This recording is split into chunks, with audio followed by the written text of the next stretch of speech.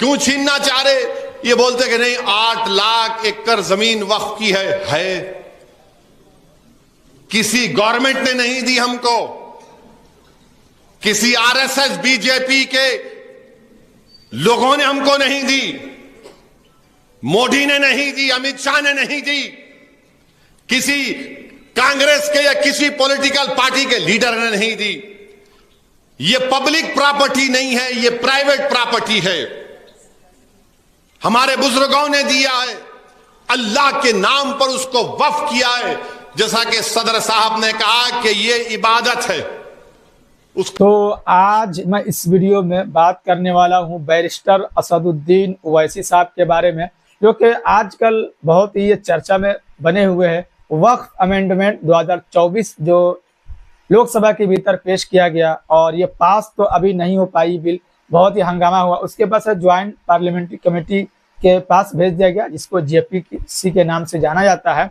और कल संडे यानी 1 सितंबर 2024 को हैदराबाद तेलंगाना के भीतर AIMIM के सर्वसराह बैरिस्टर असदुद्दीन ओवैसी साहब और भी मुस्लिम धर्म गुरु और ऑल इंडिया मजलिस इत्तेहादुल मुस्लिमीन के अन्य सदस्य भी और जितने भी भारत के भीतर जो धर्म गुरु है, खास तौर से अगर हम बात करते हैं तो मुस्लिम पर्सनल लॉ बोर्ड के जो अध्यक्ष है खालिद सैफुल्लाह रहमानी साहब भी मौजूद रहे। और वक्फ अमेंडमेंट बिल को लेकर के एक जलसा, एक प्रोग्राम रखा गया, जो कि शालीमार गार्डन है हैदराबाद के भीतर, वहां पर। और यहाँ पर सब लोगों ने एक राय देते हुए यहाँ पर नजर आया कि किस तरीके से भारत सरकार के द्वारा, मोदी सरकार के द्वारा, एनडीए सरकार के द्वारा 2014 से लेकर के अब तक किस तरीके से मुसलमानों को निशाना बनाया जा रहा, चाहे वो 3 तलाक को लेकर आने का काम हो, चाहे वो UAPA में तब्दीली करने का काम हो और उनको सख्त करने का काम हो। और खास तौर से इस धारा के अंतर्गत मुस्लिम, दलित, आदिवासी, ये सब लोग ज्यादा इसमें फंसते हैं और इसमें बेल मिलना बड़ी मुश्किल हो जाती है। तो खास तौर से ऐसे ऐसे काम किए जा रहे हैं केंद्र सरकार की तरफ से, मोदी गवर्नमेंट की तरफ से।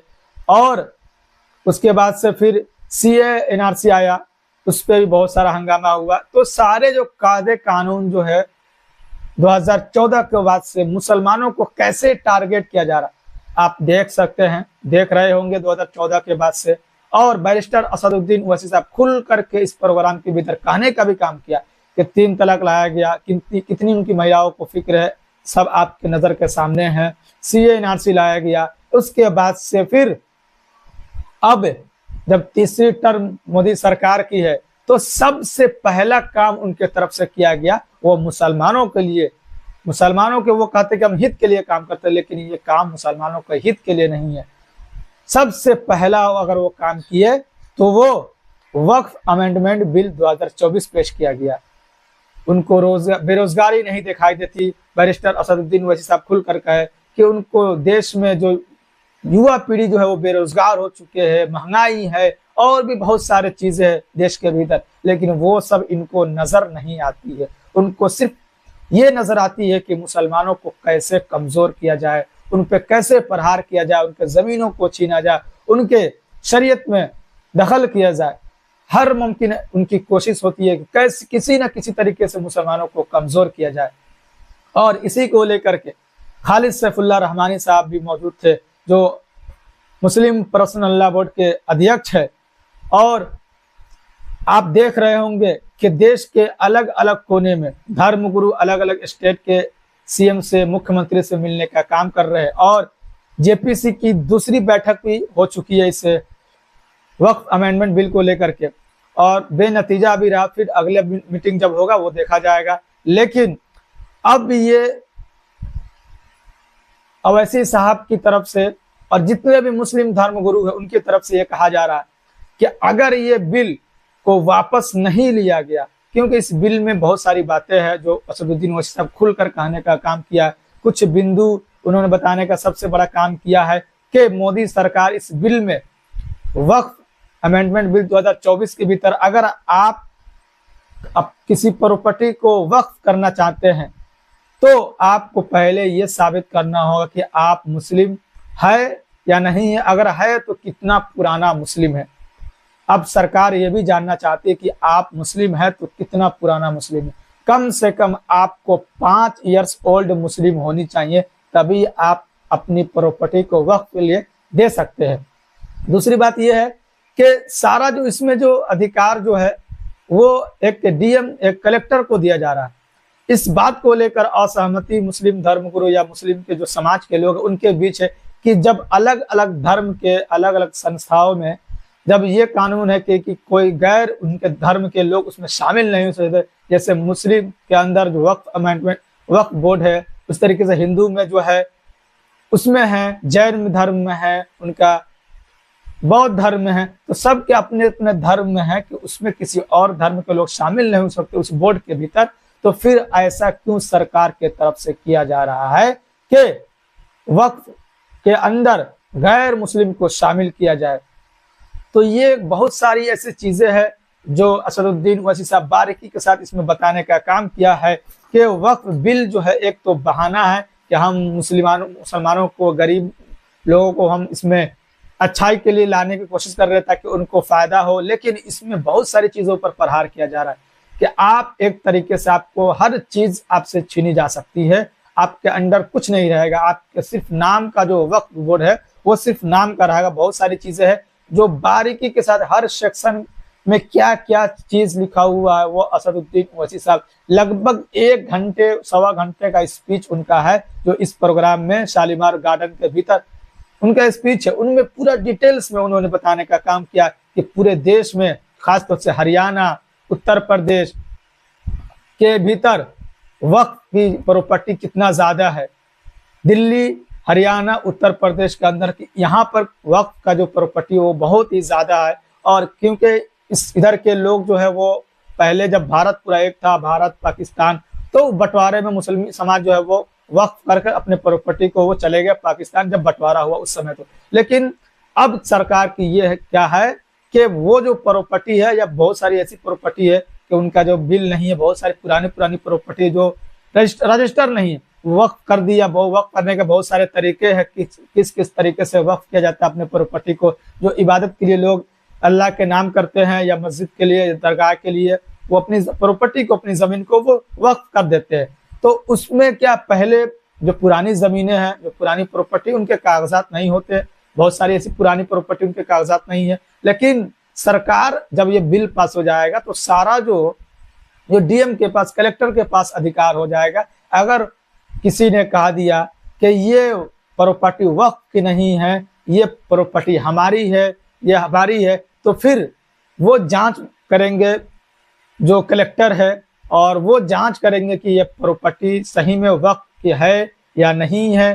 तो इसमें बहुत सारा समय लगेगा और सारा दारोमदार जो है वो कलेक्टर के पास रह जाएगा कि वो जांच कितने दिनों में होगा, कितने सालों में होगा। जितने दिन तक ये प्रॉपर्टी पेंडिंग में रहेगा, सबसे बड़ा सवाल ये है कि उस प्रॉपर्टी का आप इस्तेमाल नहीं कर सकते।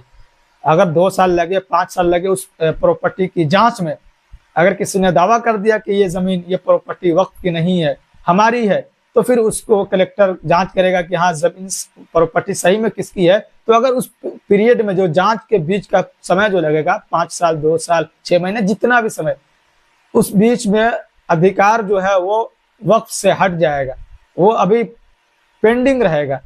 वो जैसे अधिकार जिस तरीके से वो यूज करते थे वो वक्फ के हाथ में नहीं रहेगा। ऐसे बहुत सारी चीजें हैं जो कि निकल सकता है मुस्लिम के हाथ से। और सबसे बड़ा सवाल ये है कि कोई भी कलेक्टर जो है सरकार के अंडर में काम करता है और सरकार के विरुद्ध कोई कलेक्टर बयान नहीं देगा। अगर सरकार उनसे जैसे चाहे उनसे काम करा सकती है और जिसे चाहे वो जमीन को वक्त बता सकती है और वक्त की जमीन न भी बता सकती है, और जैसा कलेक्टर लिख कर देगा, जैसा वो जांच करेंगे, जैसा वो करेंगे वो ऐसा ही होगा। तो सारा जो दारोमदारी इस पे कलेक्टर के हाथ में हो जाएगा। इसी बात को लेकर के लिए हर मुमकिन कोशिश हो रही है कि देश में अगर इस बिल को वापस नहीं किया जाए तो मुस्लिम धर्मगुरु मौलाना खालिद सैफुल्लाह रहमानी साहब, बैरिस्टर असदुद्दीन ओवैसी साहब और अन्य धर्मगुरु का कहना है कि देश के अलग अलग कोने में एक बड़े पैमाने पर हम लोग इसका विरोध करेंगे। धरना प्रदर्शन करेंगे, आंदोलन चलाएंगे कि इस बिल को किसी भी तरीके से वापस लिया जाए। हमारे हित में ये बिल बिल्कुल नहीं है, क्योंकि सरकार कहती है कि बिल हित में है, लेकिन जिसके लिए बिल लाया गया है मुस्लिम समाज के लिए, अगर उन्हीं को ये बिल सही नहीं लग रहा तो फिर ये बिल लाने का कोई फायदा नहीं है। तो ये मुस्लिम समाज जो कि बैरिस्टर असदुद्दीन ओवैसी साहब खासतौर से इस पर मुखर होकर बात रखने का काम करते हैं वक्त अमेंडमेंट बिल 2024 के भीतर, और जो भी बातें होती है संसद के भीतर, चाहे वो धर्म को लेकर के हो, जब उस धर्म के मुस्लिम धर्म के भीतर हस्तक्षेप किया जाता है उसको लेकर के वो खुलकर आवाज उठाने का काम करते हैं। और एक तरीके से आप देख सकते हैं कि अभी साथ में सुर मिलाते हुए all India Muslim personal law board और उनके इमारत शरिया के लोग और जितने भी धर्म गुरु है, जमीयत उलमाए हिंद के लोग, सब एक प्लेटफॉर्म पे अभी नजर आ रहे हैं कि एकजुट अगर हम रहेंगे, हम लोग एकजुट रहेंगे तो ये बिल वापस हम लोग करा सकते हैं। और अलग अलग जो पार्टी जो दल है जो एनडीए सरकार के भीतर है उनसे भी बात चल रही है कि ये बिल जब दोबारा जब जेपीसी से पेश किया जाए, अगर ऐसा मौका अगर आए पेश करने का तो पेश किया जाए, तो जो भी सेकुलर पार्टी जो कहते हैं अपने आप को, जो मुस्लिम के लिए उनका रुख साफ होता है, वो इसका खुल करके सदन के भीतर विरोध करने का काम करे। तो ये अपडेट जो कि निकल कर आई हैदराबाद से, जो शालीमार गार्डन से, जहां पर उलमाए किराम बैरिस्टर असदुद्दीन ओवैसी साहब और अन्य लोग यहाँ पर मौजूद थे और उन्होंने बाज़ाब्ता ऐलान किया इस जलसे के भीतर से कि हम आगे क्या करने वाले, हमारा अगला कदम क्या होगा, अगर सरकार नहीं मानती है तो हम कैसे मना सकते हैं उनको, हम इस बिल का हमेशा विरोध करते रहेंगे, क्योंकि ये जो वक्त लिए जो बिल लाया गया है बिल्कुल हमारे मतलब सही, हमारे लिए सही नहीं है, हमारे पक्ष में ये बिल नहीं है, इसलिए हम इसका विरोध करते हैं और इसका विरोध हम लोग करते रहेंगे हमेशा। तो जो भी आगे अपडेट निकल कर आएगी उसको मैं आप तक पहुंचाने का कोशिश करूंगा। फिर